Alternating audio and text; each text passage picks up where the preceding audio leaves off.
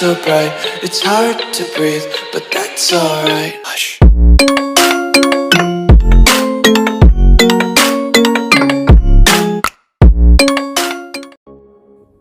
अस्सलाम वालेकुम, welcome to cook and bake with हर चीज़ TV.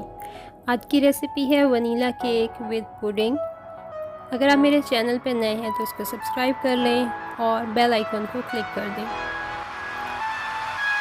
Cake with vanilla pudding के लिए हमें जिन चीज़ों की ज़रूरत होगी उसमें 1 cup sugar, half cup oil, 2 cups maida, 1 cup milk, 2 eggs normal temperature पे, मिल्क भी नॉर्मल टेम्परेचर पर था, और 1 टेबलस्पून आपको चाहिए बेकिंग पाउडर और 1 टीस्पून वनीला एसेंस। हमारे केक के इंग्रेडिएंट्स हैं। सबसे पहले हम केक बनाएंगे, जिसके लिए फिर ओवन को प्रीहीट करेंगे 180 डिग्री सेंटीग्रेड पर मिक्सिंग स्टार्ट करने से पहले। सबसे पहले हम 1 कप चीनी में 2 अंडे डालकर इसको अच्छी तरह से मिक्स कर लेंगे ताकि ये क्रीमी सा एक टेक्सचर हमारे पास आ जाए।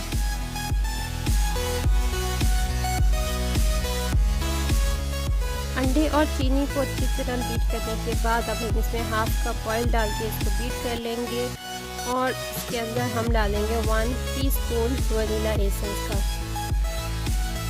इसको दोबारा से हम अच्छी तरह से मिक्स कर लेंगे।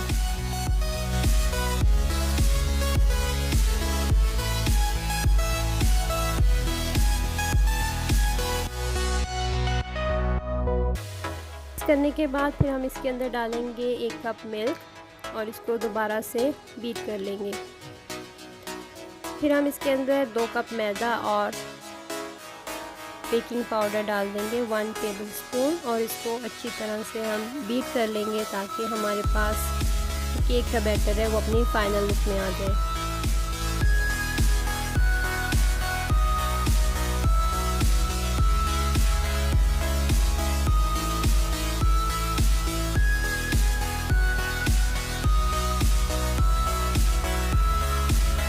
केक का बैटर अब रेडी है। इसको हम अपनी ग्रीस डिश में डालेंगे।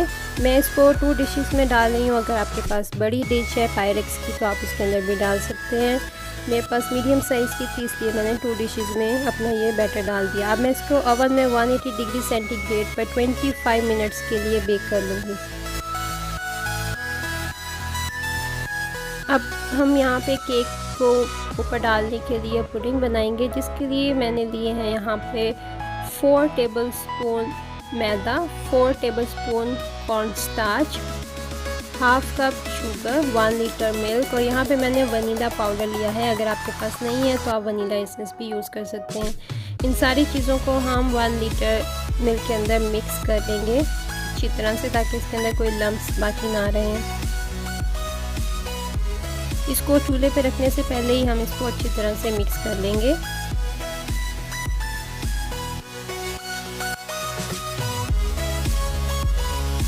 सारे इंग्रेडिएंट्स को मिक्स करने के बाद अब हम इसको कुक करेंगे लो टू मीडियम फ्लेम पर, लेकिन आपने इसको कंटिन्यूसली आपने इसके अंदर चम्मच चलाते रहना है ताकि इसके अंदर कोई किसी भी तरह की कोई लम्प्स वगैरह ना बन जाए, और ना ही आपने इसकी जो फ्लेम है उसको हाई करना है। लो टू मीडियम पे आप इसको कुक करेंगे। इसको 10 to 12 मिनट लग जाएंगे इसी तरह कुक होने में, यहाँ तक कि ये ठीक हो जाएगा। आपने कंटिन्यूसली इसके अंदर चम्मच को हिलाते रहना है।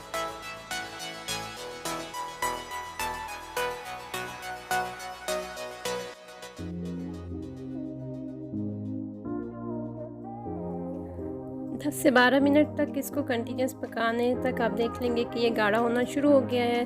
तो आप अगर आप चाहते हैं कि इसमें चॉकलेट का फ्लेवर आए तो आप इसके अंदर मिल्क चॉकलेट भी डाल सकते हैं, वो इसके अंदर ही मेल्ट हो जाएगी।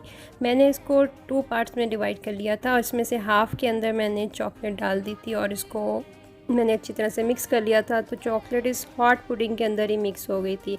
हाफ़ पुडिंग मेरे पास वनीला फ्लेवर में बाकी रह गई थी।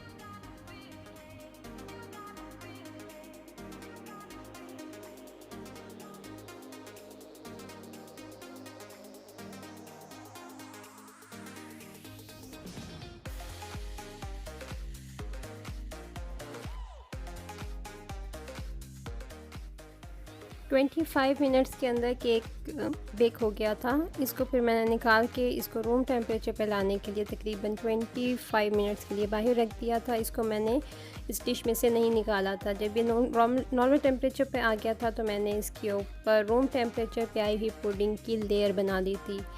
एक केक के ऊपर मैंने वनीला पुडिंग की लेयर बनाई थी और दूसरे वाले केक के ऊपर मैंने जो चॉकलेट फ्लेवर की पुडिंग बनाई थी उसकी मैंने लेयर बना दी थी। इसकी लेयरिंग के बाद हम इसको फ्रिज में रख देंगे 3 आवर्स के लिए।